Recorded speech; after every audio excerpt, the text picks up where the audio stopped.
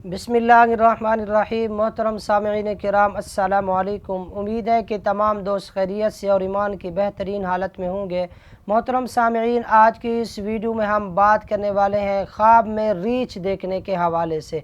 अगर कोई ख्वाब में रीछ को हमला आवर होते देखता है तो ये सख्त बीमार होने या किसी मुसीबत में गिरफ़्तार होने, रंज और तकलीफ़ उठाने की तरफ इशारा है। लेकिन अगर बीमार होगा तो वो जल्द सेहत याब होगा, अगर किसी मुसीबत में गिरफ़्तार होगा तो वो जल्द रिहाई पा लेगा। ख्वाब में रीछ का शिकार करना, अगर साहिब ख्वाब बीमार है, किसी मूज़ी मर्ज़ के अंदर मुब्तला है तो उस मूज़ी मर्ज़ से निजात पाने की अलामत है।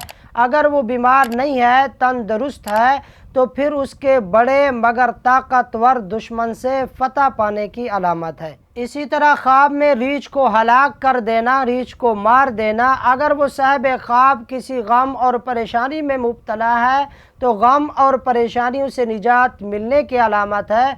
अगर वो साहिब ख्वाब कर्ज़दार है तो कर्ज़ के उतरने की अलामत है। अगर वो सख्त बीमार है तो बीमारी से सेहत याब होने की तरफ इशारा है।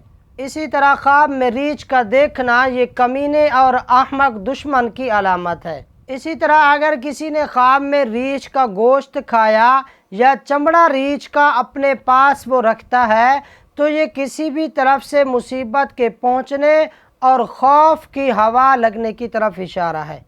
इसी तरह अगर किसी ने ख्वाब में मादा रीछ को पकड़ा हुआ है तो ये दलील है कि उस रीछ की सिफत जैसी औरत से शादी करेगा। अगर वो मादा रीछ शरीफ है तो शरीफ उन नफ्स औरत से शादी करेगा। अगर वो मादा रीछ शरीफ नहीं है बल्कि वो शैतान है तो फिर उस जैसी सिफत की औरत से ये शादी करेगा। बहरहाल ख्वाब में रीछ का देखना बुरा है, अच्छा नहीं है। बहरहाल अगर कोई अच्छा ख्वाब है तो उस पर अल्हम्दुलिल्लाह कहना चाहिए और अल्लाह ताला को शुक्र अदा करना चाहिए।